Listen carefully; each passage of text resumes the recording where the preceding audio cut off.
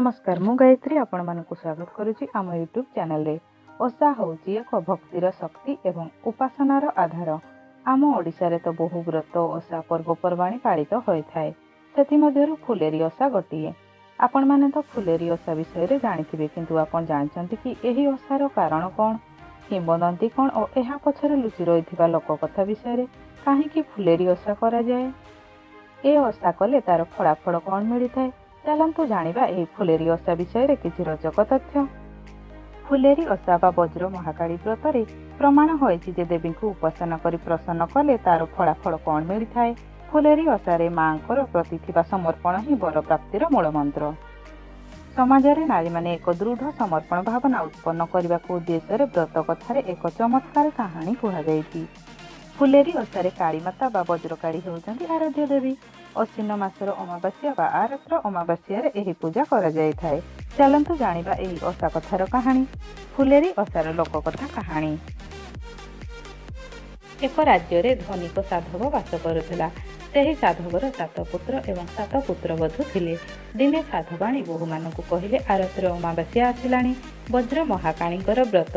समस्ते घर द्वार लिपा पोछा कले, झोटी देले, अरुआ चाउल पानी रे भिजाइले। सेतिकी बेले सान बहु चाउल ठीक रे भिजिछि कि नाई बोली पाटी रे पकई देला। काहारिकु ए कथा जणैला नाही। सेतिकी बेले मा काड़ी तांको हाथ धरिले ओ कहिले, आलो चंडाळुणी ओइठा करिदेलु, रह मु तो सासुकु कहिबी। सान बहु मांको गोड़ तळे पड़ी क्षमा मागिले, कहिले मते क्षमा करिदेबो, मु न जानी दोष कली, मो अपराध क्षमा कर, मते जहा आज्ञा करिबो मु ताहा करिबी। एहा सुनी वज्रकाली कहिले, तू सत्य कर, मु जहा मागिबी ताहा देबु। साधव बाहु सत्य कले। तापरे वज्रकाली कहिले, तू जेते बेले गर्भ धारण करिबु से संतान मते देबु। साधव बहु मांको कथारे राजी होई गेले। तापरे आरत्रा रंधा हला भोग पई, हेले चाउल सिझिला नाही। परे बहु वज्रकाणी को प्रार्थना कले, भोग रंधा होई गला। सान बहु खुशी होई गले। तापरे वज्रकाणी को पूजा आरंभ करागला, सुसज्जित करागला। भोग राग कले, पूजा संपूर्ण हैला। ब्राह्मण को दक्षिणा दियागला।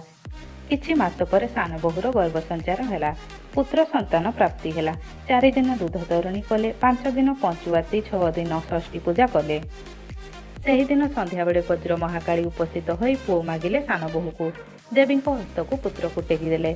देवी अंतर्ध्यान होई गले। सासु नाती को देखि न पारी कहिले, नाती काई? बहु कहिले, मु सोई पड़िथिली जानिनी। तापरे पुत्र को खोजा हैला, न पाइबारु समस्ते व्यस्त हेले, मन दुख गले।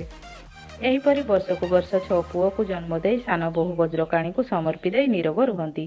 तापरे तार सप्तम गर्भ संचार हैला। ता सासु कहिले, आलो पिला खाई डाहाणी मो घरु चली जा, मो घर अपतिष्ठा हेबो, मु पूजा करूची। एहा कही सासु ताकू घरु तोड़ी देला। घन घन वर्षा होउथाय, बिजुली मारुथाय। से कांदी कांदी जाई गोटे जंगल रे पहुंचिला। बाटरे जणे वृद्ध महिला को पाइला। से पचारिला, कौन पाई कांदुचु? सान बहु तार सबु कथा कहिला। से पूजा समय रे जो भूल करिथिले एवं तार परिणाम। से वृद्धा आउ केही नथिले, से थिले ठाकुराणी। कहिले, चालो आम घर को जीवा। ठाकुराणी साधव बहु को घर को नहीं तार सप्तम पुत्र जन्म हैला। तार मध्य षष्ठी पूजा कले, ताकू नामकरण कले। बहु डरु थाई एथर मध्य ताकू पुत्र दान करबाकू हेबो बोली। ठाकुराणी तांको 6 पुओ को समर्पी देले एवं बहु अलंकार रे सुसज्जित करी घर को पठेइले। बाटरे लोक माने देखि साधवाणी को खबर देले। साधवाणी नाती को देखि आनंद मर्नरे कुंढई पकैले एवं बहु को पचारिले, एमिति केमिति संभव हैला। बहु गोटी गोटी करी सब कथा कहिले। से चाउल को ओइठा करिथिबा कथा मध्य कहिले एवं अभिशापर शिकार हेले, किंतु तांको सतनिष्ठार फल रे से पुत्र मानकु फेरी पाइले। सेही दिन ठारू फुलेरी ओषा विख्यात हैला। साधव घर नाती नातुणी वज्र होइले एवं खुशी रे घर संसार कले। ए थिला फुलेरी ओषा विषय रे किछि रोचक तथ्य। जदि भिडियोटी भल लगी थाए लाइक और कमेंट करने को भूलिबेनी। एमिति रोचक तथा रहस्यपूर्ण भिडियो देखिबा पई आम चैनल को सब्सक्राइब करंतु। धन्यवाद।